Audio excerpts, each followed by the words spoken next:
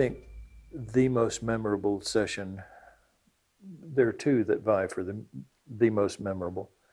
I was doing a session one time, and they had had me mentally accessing the enemy, the bad guys, and all that. And that can really wear on you emotionally, mentally, everything. Listen, get into the mind of Idi Amin, and it takes you a week to get over it, you know. And so anyway, they were having me do these personality profiles and plans and intentions sessions. You know, get the plans and intentions of Saddam Hussein and things like that. By the way, he never stood a chance because we knew what he was going to do every day the day before he did it.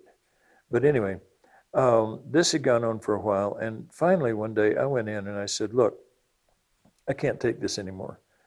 You know, give me Bozo the Clown, give me Mother Teresa or something like that, but I can't do this anymore.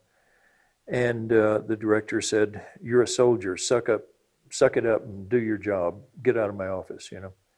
And so anyway, I didn't know about it, but we had a lull in the intelligence requirements about a week later. And so anyway, I went into the remote viewing room. My monitor came in. He said, okay, we're doing a personality profile today. I would give anything if he had said plans and intentions, because that was much deeper than just accessing a personality and giving their profile. And so we started the session, and just immediately I looked up at my monitor and I said, I don't know what bad thing you think this guy did, but he didn't do it. And I said, this is a nice guy. He did, you know, whatever evil crime you think he didn't do it. This is a nice guy. And I went on through the session and just kept on. And by the end of the session, I was feeling like I was glowing in the dark or something, you know. It was just, I have never met anybody like this before in my life. And in a personality profiling, you still have to access the person mentally, and in a really deep manner. You just don't go into their thoughts and everything else. And I was accessing this person, and just, I mean, I have never met anybody like this in my life. And so by the end of the session, my entire summary was, whatever evil you think this guy did, he didn't. He didn't do it. This is not a criminal, you know. And then the monitor said, okay, well, let's look to see who this was, because the monitor didn't know either. And he took it out, and the director had taken a sheet of paper and written Jesus. And having met Jesus on that level, it actually did change my life. I mean, it was a life-changing experience. And I had someone ask me later, well, what did he say? What did he tell you to do, you know? And I said, you don't understand. When you're in the presence of Jesus, he doesn't have to say it, you know, you know. And anyway, that was probably the most memorable. There was another session which really stands out in my mind. The Russians were developing some kind of a death ray. It was a particle beam weapon. And the U.S. scientists wanted to know something about the beam itself. But with a particle beam weapon, anything you stick in the beam, any test equipment or anything, is just immediately, you know, atomized. And so you can't get any information from the beam itself. So somebody had the brilliant idea of sticking a remote viewer into a death ray beam. And so anyway, they came and they asked basically who wanted to do it. And everybody said, well, you don't know if you're going to get hurt or something like that. And I'm a curious person. And so for me, it was something new. I said, yeah, I'll do it. And so anyway, did the session. And during that session, the time came when there was some certain information that the American scientists had tasked us that could only be gotten from inside the beam. And so during that session, I had a task of some certain information to bring back, and I was to step inside the beam. When I did, one of the things we found out was that time is highly affected inside of one of these beams. And I stepped into an existence where time totally and completely changed. I could look all up and down the beam and see myself at other times in life, could meet any of those, and but the beam itself from on the inside was, without exception, the most beautiful thing I've ever seen in my life. I mean, such unspeakable beauty that, you know, it just, and just that, the beauty of that session and the oddness of experiencing that change in time was one of the most phenomenal sessions I ever had. Now, in remote viewing, one of the milestones we look for is when a person finally realizes what time is. Everything you've ever learned, from New Age, you know, there is no time and all that, to the scientific, everything you've ever learned in school about time and all that, it's all bogus. And one of the things we look for in a remote viewing student is when they finally realize what time is. The sad part is there's no way to explain it. You have to experience it. Many, many, many years down the line, another milestone happens when you realize what space really is. And there again, everything you've ever learned or experienced about space is bogus. It's not true. But anyway, CRV, controlled remote viewing, treats time and space exactly the same. And in remote viewing, the monitor says, move back 10 feet. The viewer just, okay, moves back 10 feet. There is absolutely no difference from the monitor saying, move back 10 years. And the viewer says, okay, moves back 10 years. There is no difference whatever. And so time and space are something that a remote viewing student has to come to learn in a totally new capacity. And it's amazing to watch the difference in your life when those basic concepts become changed. Your life changes.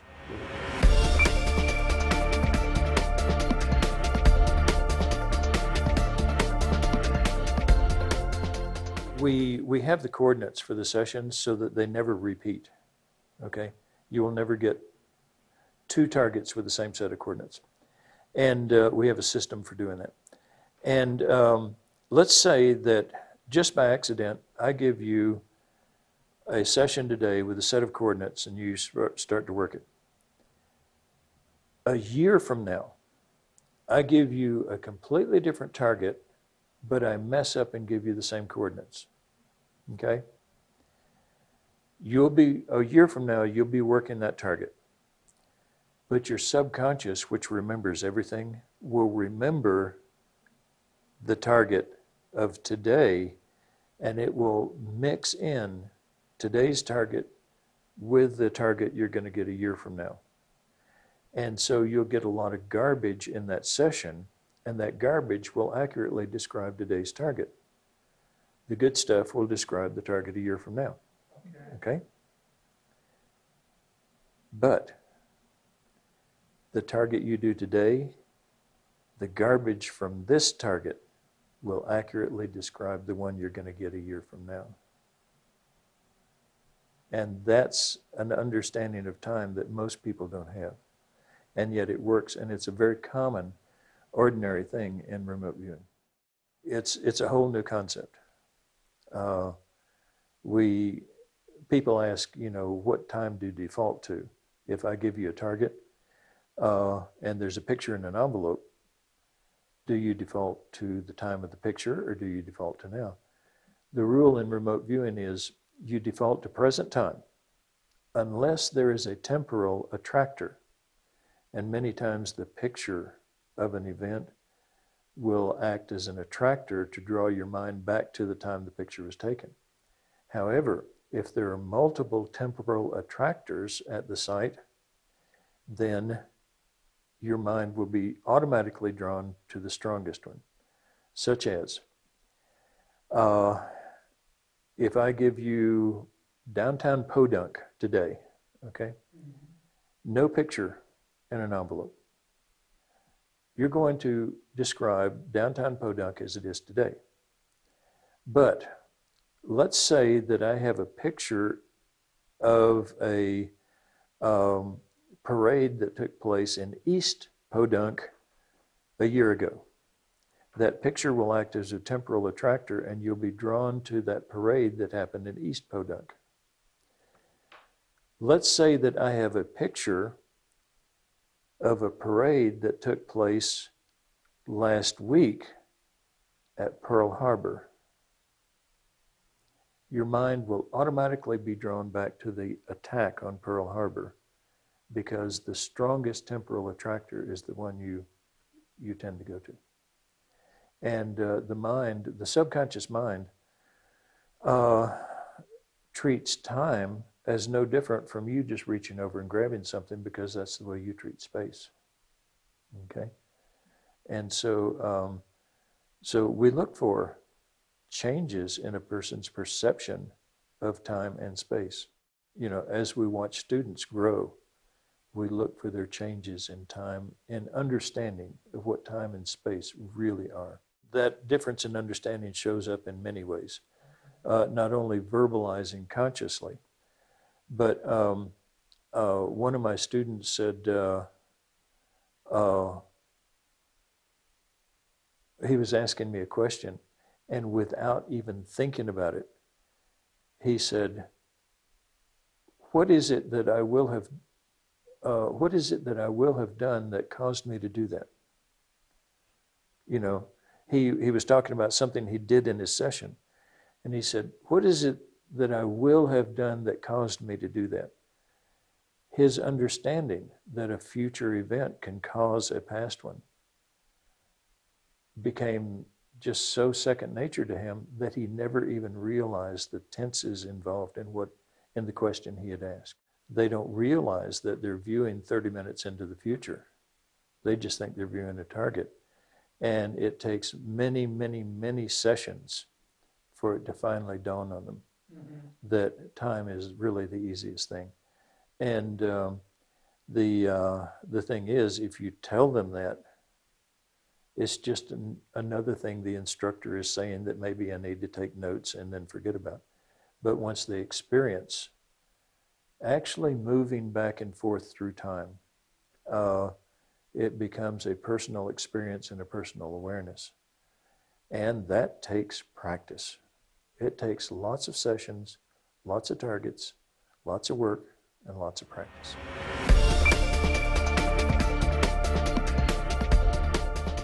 Let's see, some interesting sessions that I've had. There have been, of course, many. Probably one of the most productive sessions I had. I was doing plans and intentions on Saddam Hussein. And we were passing information up the chain of command. And there's a thing in controlled remote viewing called a phase 7. It's a really odd occurrence. It's one part of phase 7 happens when your mind, your subconscious, in order to make something real, will take on the role of an imaginary person. And you might see or hear that imaginary person. You would swear it's real, and all it is your subconscious just trying to really reinforce something for you. And so anyway, I was sitting there getting plans and intentions of Saddam Hussein, and I was in the room alone, by the way, sitting at the table working alone. Didn't have a monitor that day, and the guy standing beside me leaned over and said, "You're not going to believe what comes next." And I about jumped out of my skin because there was nobody standing beside me. What had happened was my subconscious, in order to stress that, had taken on the role of a real person. And I heard the sound as though, it were coming out of somebody's mouth into my ear. Heard it from this direction, up very close. And so I recognized it by then because I'd had the training as a Phase 7. So I wrote it down. You're not going to believe what comes next. And then I went back to work, remote viewing, and I could not believe what came next. That Saddam Hussein had acquired a U.S.-made missile, and during the Feast of Ramadan, he was going to use it to bomb the, I'm not thinking right now, the big black Mecca, yeah. While all of the other Arab leaders were there worshiping at the Feast of Ramadan. And that would leave him as the only leader, as the main leader of the Arab world, and enough of the bits of American-made rocket would be left over that he could then conduct the entire Arab world, the entire Muslim world, against the United States. And I didn't believe that any Muslim would do that. But I got it in remote viewing, so I turned it in. I'd learned to trust my mind by that time. And the director said, no Muslim would do that. I can't believe that. But maybe we'd better pass it on further and further. Well, I never got total feedback on this, but they did find the missile, and it was pointed toward Mecca. And it was found before the Feast of Ramadan, before Ramadan, and was stopped. Whether it would have gone off or not, it was aimed that direction, right at that time. Certainly a possible future. If it had happened, and the entire Muslim world rose up against the United States, we would not be here now. There was no way we could win a war like that. Now we might. Back then, there was no way. It would have been a 3-day war and we would have been obliterated. And I mean, simple as that. And that's probably the most useful session I ever did. There have been a lot of others that have been, just finding information and turning it in. Many times when you're in operations, when you're in real world operations, you don't get feedback. The police say, yeah, we're going to give you full feedback and all that. But by the time they solve one case, they've got 40 more cases waiting. They're not going to take time and give you feedback. If you work for let's say the CIA. The CIA, I've had this happen, will come in and confiscate your work because you don't have the clearance to know the information that you told them in the first place. is something with Intel thinking. I'm, never have figured it out. But one of the when you're dealing with an intelligence agency like that, probably the best feedback you're ever going to get is when black cars and a big truck all of a sudden are right around the door and they start carting off your safes and and your and your filing cabinets and your computers and all that. You did something right. And so there have been a lot of times like that. And as far as personal, personal sessions that I've done, I learned, I did a 4-year research study on my own on influencing the past. I learned how to do remote influencing, developed a technology for doing it. And it occurred to me, maybe I could influence the past. Maybe not change it, but I could influence it. And so we were retired. We left the Washington, D.C. area, and we came across the United States looking for a new home. And we were up in Ruidoso, New Mexico, and we found the house we had been looking for. It was perfect. And so we went in to sign the papers to buy the home. And, you know, here were all the papers and everything, and it came to the bottom line to sign it, and I could feel my hand going like this and raising up. And by that time, I had done this 4-year study. I had learned how to influence the past. I realized where that was coming from, and we didn't buy the home.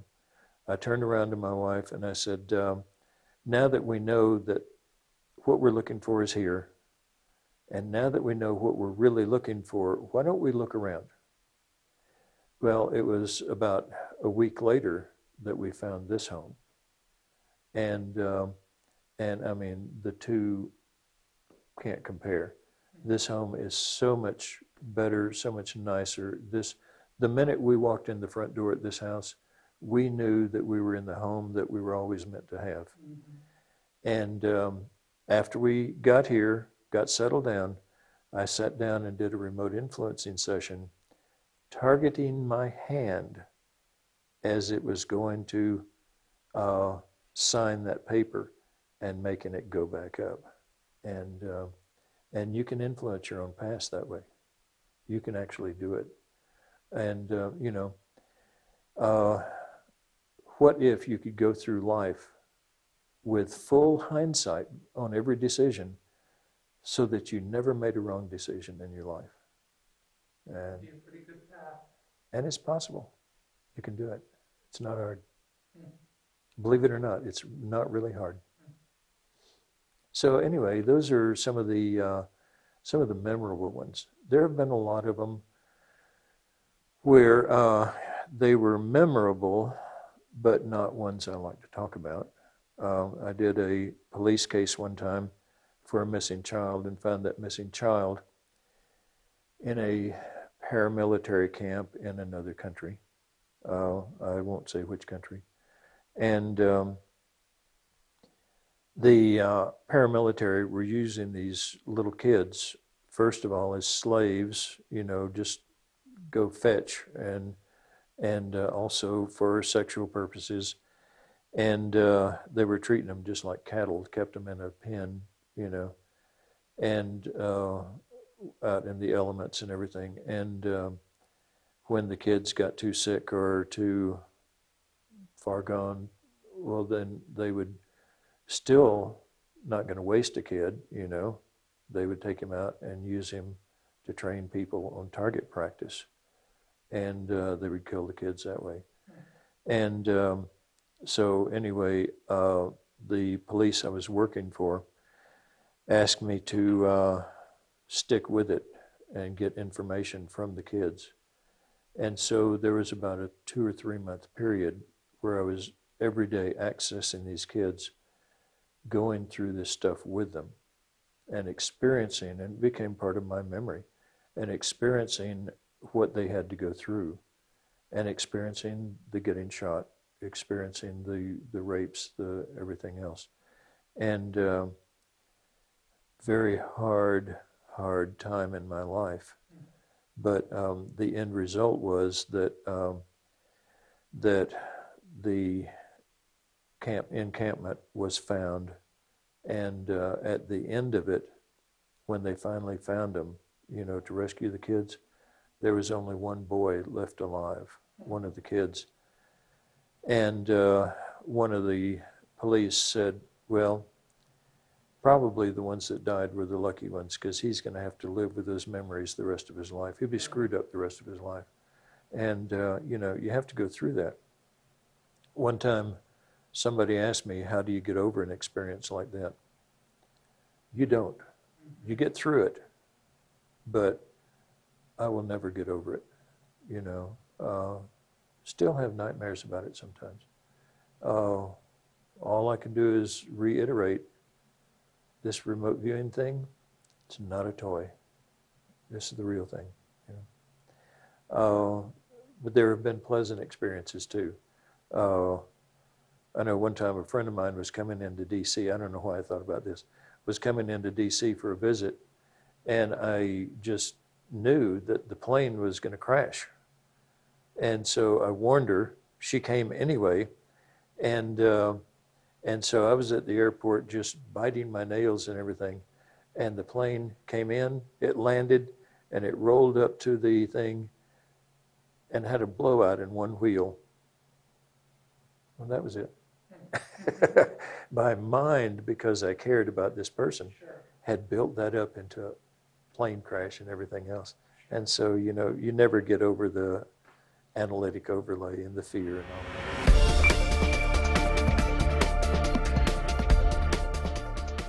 all that. I think the most important thing I've learned through remote viewing about the nature of the universe and the nature of the cosmos and all time and reality and space and everything is that I'm a part of it in a way that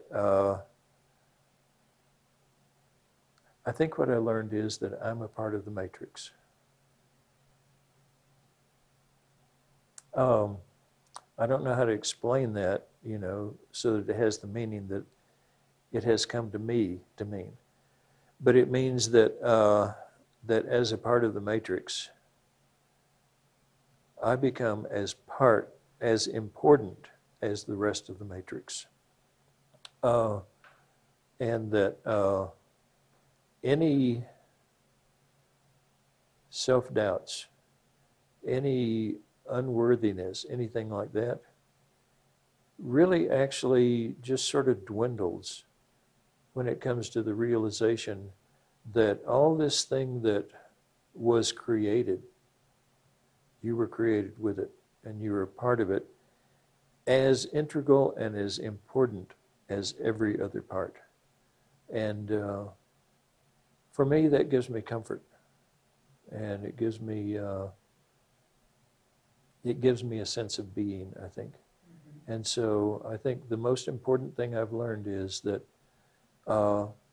the matrix and I can't be separated because we're a part of each other, if that makes any sense.